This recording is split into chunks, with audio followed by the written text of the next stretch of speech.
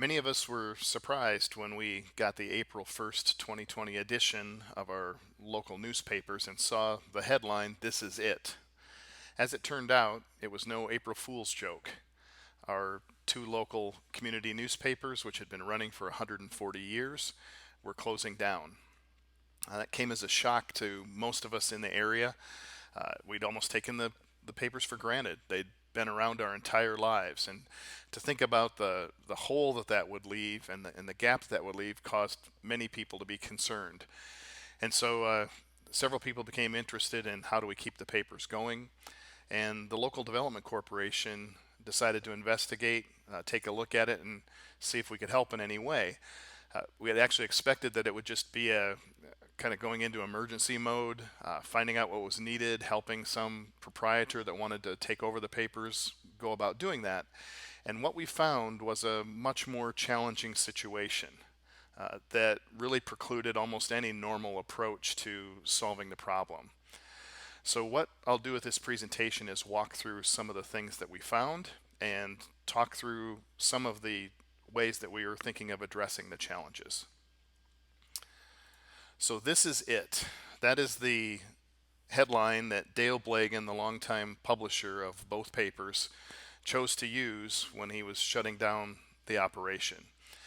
Dale is 75 years old. He's been publishing the papers for 43 years, and the last 10 of those years has been trying unsuccessfully to sell it.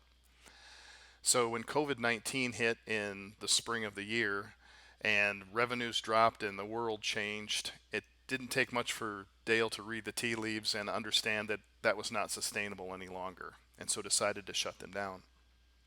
So as we began to work with Dale and learn a little bit more about the business and what the challenges were, these are some of the things that we found. First of all, how does it work? How does a newspaper work? For most of us, this was a black box. We lived our daily lives, and every week out came two papers out the other end. Didn't really know what was going on within it. As it turns out, like most things, I guess, it is a much more complex and challenging operation under the hood. Show this chart here just to show the variety of activities that go on each week to produce the paper. The area in blue here is content, everything from attending city council and school board meetings, county commission meetings, reporting on business openings, human interest events, things like that, as well as getting information from the courthouse, a variety of other articles and information, school articles and such. All that takes reporting and editing and taking of photographs. The orange area, ads, that's the sales part of the organization. So it's reaching out to businesses, understanding what they want to place for a local ad, what they're trying to accomplish, dealing with classifieds, graphically designing and producing those ads. On the production side, all of that has to be brought together and laid out in the paper and meet a wide variety of requirements in order to make that happen. Then someone has to ship it off to the publisher. In our case, someone drives to the publisher or to the printer and gathers the papers, brings them back, drops them off at both post offices and various other locations. And of course, tied to all of that is bookkeeping, billing all of those customers, billing subscribers, and paying bills. So all in all, the way that the operation's been running, it takes around 250 hours of work to hit that weekly deadline. And you quickly begin to realize that running a newspaper is a lot like being on a treadmill that never stops. Every week comes the deadline, and you have to get the paper out the door. And we'll see how that impacts some of the operations here later on. So that's kind of the first big challenge. It was a more complex operation than a lot of us thought. The second challenge that we found was related to the financial situation of running a newspaper. Here I'm showing a chart where we have three main sources of revenue, and these are just averages from the last year or so.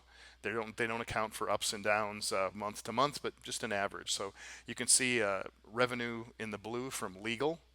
That relates to the legal notices that get printed from the government agencies in our local area, as well as just normal legal things that require notices. Subscription revenue. Our papers have some digital subscribers only, but most are paper subscribers. And then advertising makes up the bulk of the revenue.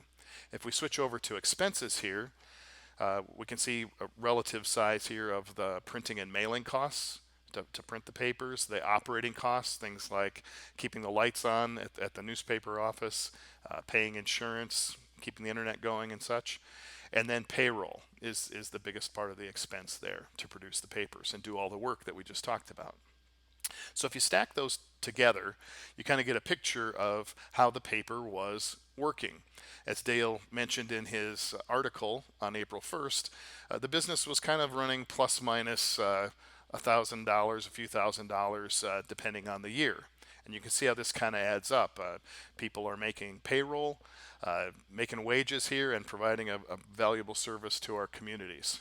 So that's kind of the way it looks until March of 2020, when COVID-19 hits. And as Dale put in his article, he went from plus or minus a few thousand a year to losing thousands per week.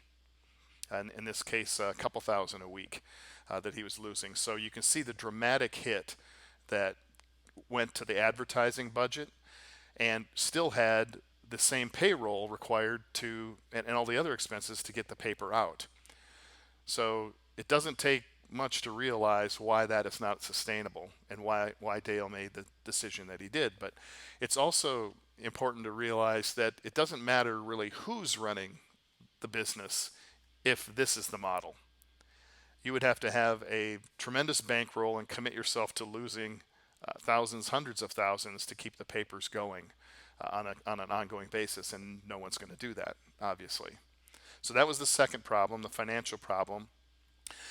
The third problem we began to realize as we investigated the broader trends in the industry. So if we kind of zoom up a level and look at the industry overall, we can see what's happening here across the country. University of North Carolina has been following this trend of expanding news deserts that are appearing all over the country. The map here shows in the tan yellow color where there are counties that only have one local newspaper, and the red have no newspaper whatsoever. So in the last 12 years, 20% of all newspapers have been lost. 1,800 papers don't exist. 1,300 communities have no paper at all. And that's what just happened to DeSmet and Lake Preston. And our county that was blue just turned to the tan color, as we do have one paper clear on the east edge of the county in Arlington. So tremendous problem happening everywhere. And when those papers are gone, you begin to do the research and you find comments that people are making about what they had lost. Comments like people saying the newspaper is the glue that keeps a community together, or losing a paper is like losing the heartbeat of a community. And I think many of us felt that same way. What I did here was to pull up some information just to show everyone what they will miss if they haven't thought about it that much.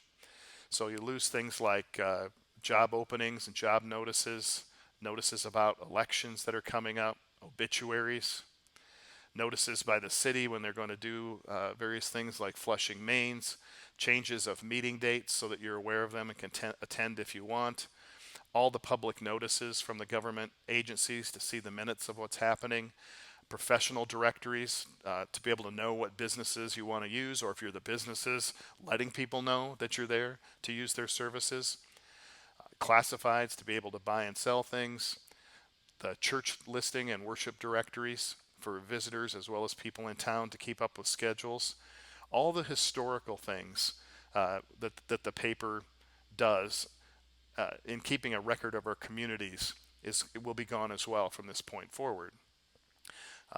Obviously, tracking graduates and people in the local high school, pictures of kids are one of the most popular things in a community paper, as well as a variety of things that happen at the school. In this case, duck stamp honors for some art projects. And of course, businesses and other local interest stories keeping people abreast of changes. In this case, what was going on around COVID-19. And so I bring these up just to show these types of items, they were actually all in the last April 1st edition of our paper. So all of those things. And those are the types of things anyway that we would be missing. So we've covered three main problems. We've got a very complex business in a newspaper, we've got a major cash flow problem, and we've got a collapsing industry. And beyond that, we have one more problem. We have a looming deadline coming up. As it turns out, a paper needs to publish on a regular basis. If it skips more than one or two publications, it risks losing its postal permit, which allows it to get a advantageous rate for mailing. And without that, it really can't operate financially as all. So there have been some temporary waiving of some of the rules here by the postal office, and Dale was gracious enough to contact the post office and put in place a letter so that we are able to have a May 13th deadline for resuming publication. We were also notified or made aware of a legal requirement at one of our last meetings here locally where there's a similar requirement in the law. Fortunately, our local attorney here, Todd Wilkinson, is on the city councils and represents the city councils and also the development corporation here in DeSmet, was able to find another portion of the law that deals with hardship. I think it was planned for things like a newspaper building maybe burning down and still being able to publish when it was able to. He was able to contact the Secretary of State's office as well as the governor's office and get confirmation that his interpretation that COVID-19 would fall under that type of a designation. And so at this point, we feel pretty secure that we're going to be able to resume publication and be able to legally do so and have our postal permit if we can get the papers out the door on May 13th. But we still have to deal with all of these other issues. And so I'll walk through our strategies for them one by one here, and we'll start at the bottom and work our way up. So how do we deal with this collapsing industry problem that we have here? Well, our idea is actually to change the business structure. The worry was that if we were just to find another operator and come in and the situation proved too challenging financially that they had to shut down, or for any other reason decided not to continue, we would just be in the same situation again as a small local community and trying to find another home for our paper. So we began to look at ways that we could possibly secure the paper and bring it more under our control. So we had it at the community, and then we could figure out some other way to make it sustainable and work. So began looking around and seeing if there were other structures like this or if people had done this before. And came across an article in the LA Times from 2009, so almost 10 years ago, from Carbondale, Colorado. And the article is pretty telling. It's a very similar situation. The first paragraph there reads, though people sometimes complained about the Carbondale Valley Journal, its demise came as a blow after 34 years as the mountain town's only newspaper. Very similar to how many of us feel around here. And so what happened in Carbondale was that some volunteers, some local residents started a new newspaper, the Sopris Sun, and began to run it as a nonprofit, staffed by those volunteers.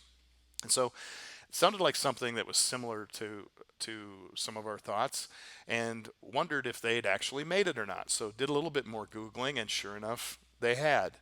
The Sopris Sun exists today, both in digital form and in a print form. And I've included here on these slides a little quick blurb from their first publication, and you can see the highlight there that as a private enterprise, the journal was always marginal. It struggled a little bit in one way or another. And so the community had kind of taken control of it, the volunteers had, and brought it back to life and worked pretty hard to make that happen. And now it was the community's to do what it would with it. So I actually reached out and talked to the current editor of the paper, and their model has evolved some. They have moved from a purely volunteer model to where they now have some part-time positions as well as a bunch of freelancers that help them write content.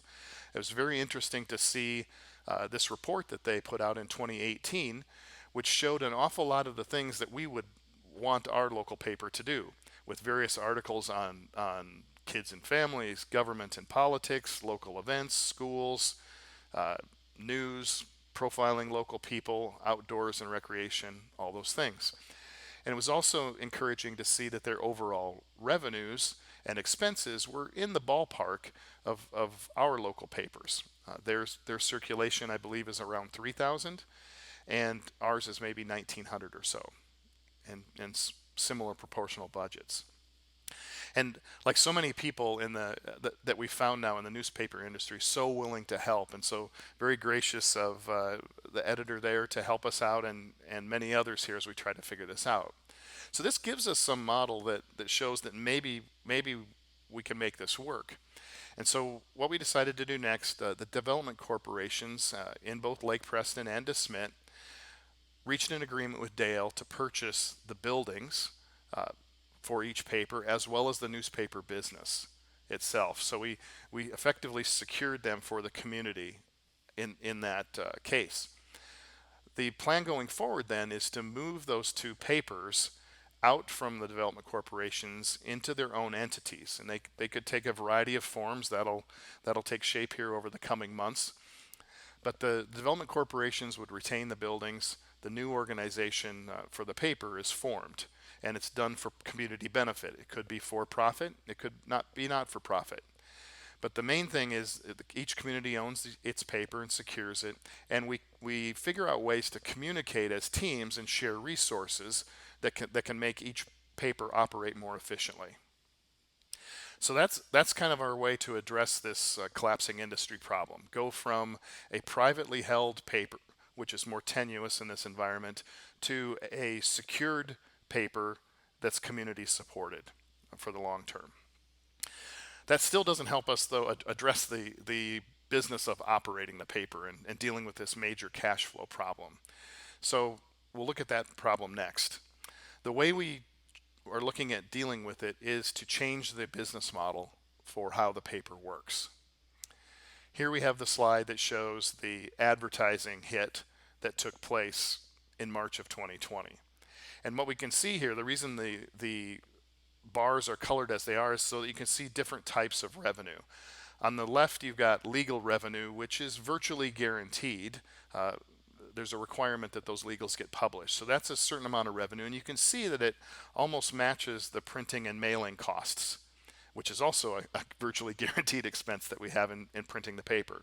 So those two about match evenly.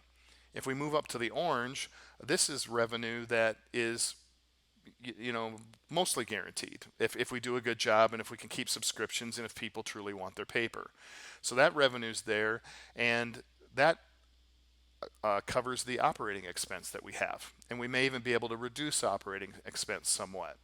So we've kind of got things covered from a base. Where we get into a problem is with the variable advertising revenue, which especially in this market, we have no idea what it's going to be as we try to reopen the papers, and a significant payroll cost to actually get the papers out.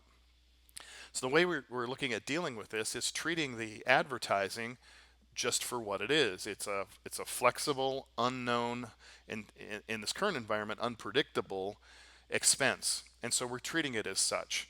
And what we hope to do is get paid volunteers who are interested in doing the tasks that are splitting up and taking the tasks that are necessary to kick out the paper. And we call them paid volunteers in this model because, unlike a lot of other volunteering that many of us do in our community, there is a business model here that can get people paid for their effort.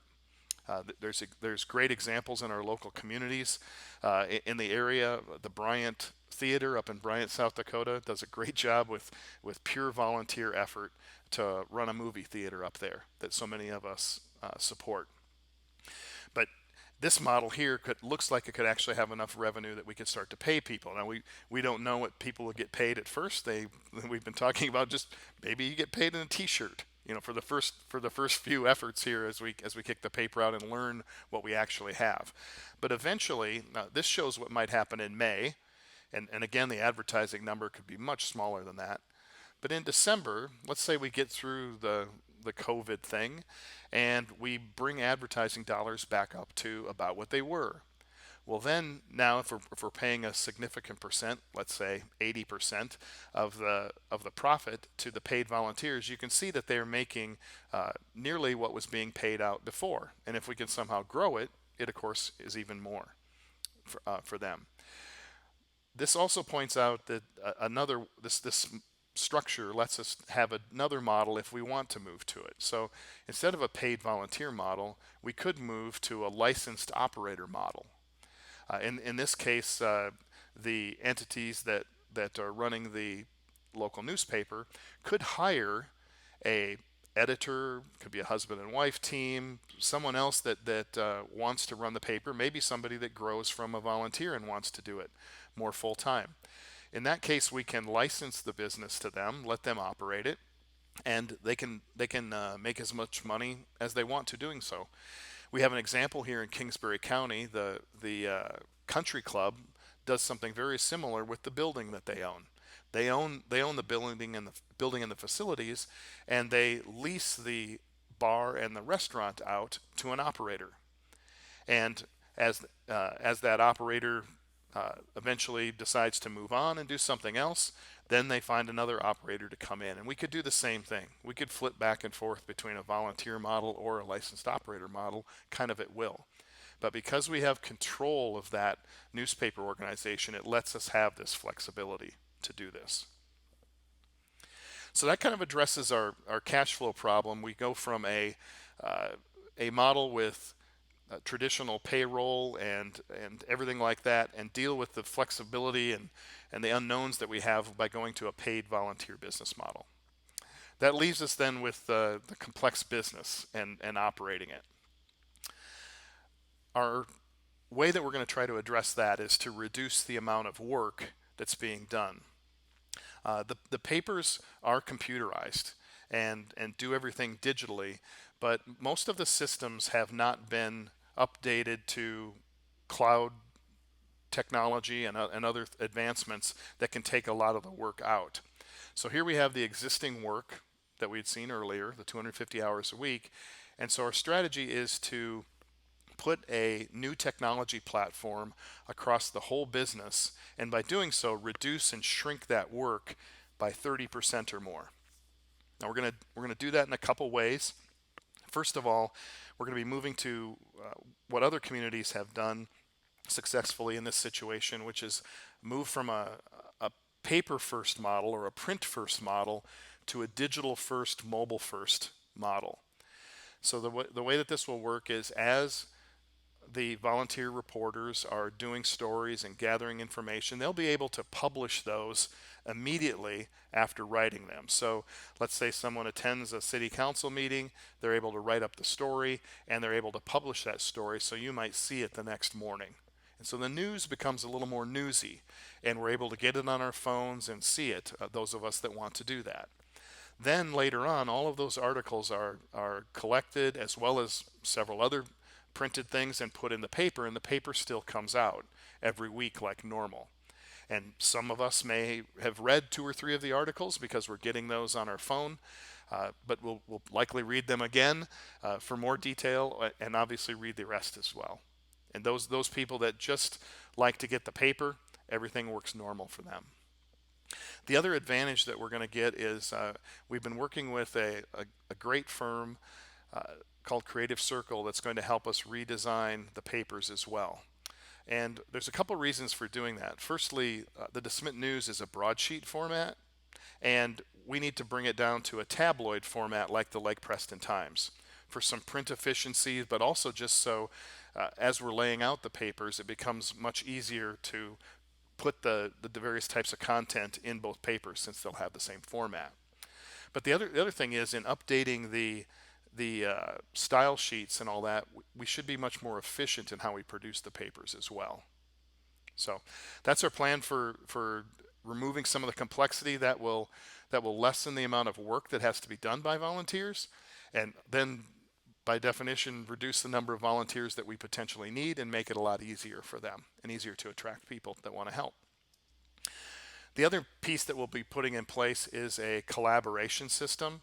an online cloud-based collaboration system since so many of these people are volunteers. They won't be working at the same time, but especially in the current environment with COVID-19, many of us are remote anyway. So we'll be putting in place a system like that that'll allow us to coordinate the work, to chat, to have quick video conferences, to share the documents back and forth, and all of that. That's kind of the last bit of the puzzle here that needed to be put in place. And as of this time, we have a lot of these things underway, or some of them even completed already, including paid volunteers that have now started to come forward from some of the meetings that we've had. So you might be asking yourself, what can you do? Certainly, if you have any interest at all in helping in any of the various tasks around being a paid volunteer, we'd encourage you to do so. And that could involve anything from taking some photos to creating some content. You may be interested in helping out with the ads or working with businesses, or even on the production side, running to get papers and distributing them. I'll have a little bit of information on that here coming up next that'll list some of those volunteer opportunities. But if you don't want to do that or you can't do that, certainly there's opportunities to buy memberships or subscriptions for family members. Especially with the new digital version that we have coming out, there should be ample opportunities for people to start to experience news from DeSmit. So maybe you have parents that live out of town, or kids that live out of town. You can let them know about those memberships and encourage them to jump online and subscribe. Maybe even provide a gift membership to someone. Also, if you happen to be a business, we know that there's room for improvement in what we can do at the paper to help you to stay in communication with you, and are very interested in talking to businesses and understanding what more the paper can do to help grow your business and become a valuable partner for you. People have asked what are the various tasks that can be done as a paid volunteer. You can see we split this up here and just tried to make it little bite-sized pieces of what was previously done by some more full and part-time employees. So if you have an interest, for instance, in the school, maybe you want to commit to going to school board meetings once a month. That might be a 3-hour commitment, an hour or so for the board meeting, and maybe a couple hours or an hour to write up your notes and get them in. And that could be what you help with. You may be interested in the business side of things. Maybe you're in a complementary business where you're talking with a lot of the other businesses as customers anyway. So it could take a role in talking to them more often, selling them some advertising for the paper, and learning more about their business and what they want to do. Like I mentioned before, even if it's to the level of wanting to help drive and pick up the papers from the printer and distribute them. We need that, and also just some general bookkeeping. So a wide variety of things that you can do. And at the end of the presentation here, we'll show you the way that you can contact us or offer to help, whether it's as a paid volunteer or just getting in touch with us around a subscription or advertising as well. So I want to encourage people to join us and mention here for a moment that it took a team to get us to this point, to come up with a believable strategy that we could execute. But it's most certainly going to take a team for us to execute that strategy as well. We won't be successful unless we bring a lot more people into the effort as well. So just a few people here to mention: the development corporations, people with a wide variety of skills and talents there that have jumped in to help with various aspects of this. Also from the industry, it's not just locally here. We're getting a lot of help and good ideas from people in the industry, whether it's other local papers, from Will out in Carbondale out there. John Hunter has just been tremendous as offering help and other things from Leader Printing, anything he can do to help get the papers back going. Bill and his team at Creative Circle Media just cannot say enough about their willingness to help us with this situation, and to do so in a way that's flexible and affordable for enough in our situation. So thank you very much. Also, Dave Bordewick at South Dakota Newspaper Association has been very helpful with information and offers to help out, and I'm sure will continue to do so in the future. The team at the News and the Times have also helped us in the transition here. It should be noted that a lot of the things that we're considering doing here came from the existing team. They would know of things that may not be what they wanted to have done, even have ideas for how to solve those and make those a little bit better. But it's important to realize that once you're on that treadmill of running a newspaper and hitting that deadline, it's very hard to step off and pause long enough to fix something that you want to fix. And so, fortunately for us right now, that treadmill is stopped. And we can take some time here to implement some things, to bring in some ideas and get us a good foundation so that we can proceed in the future. One person that I think all of us need to thank is Dale Blagan. As I mentioned at the start of the presentation here, Dale's the longtime publisher of the DeSmet News and Lake Preston Times. 43 years with the news, and in that time kicked out over 2,200 editions. 35 years with the Times and over 1,800 editions there. So 4,000 editions that Dale kicked out over his career and never stepped off the treadmill, never missed a single edition. I put together a little list here of the three most recent publishers from the DeSmet News, and it's a little bit tongue-in-cheek because these three gentlemen have covered the last 136 years of the DeSmet community. That's three guys over that period of time that basically cover the entire life of the community itself. Along the way, they covered every birth, every graduation, every wedding, every funeral along the way. They hit every win of every ball team and every loss. They covered all of our challenges that we faced, our debates, and our successes as well. So without them, that history would just not exist. There's no way to get it on social media, certainly in the past, but even going forward, a newspaper is unique in that way.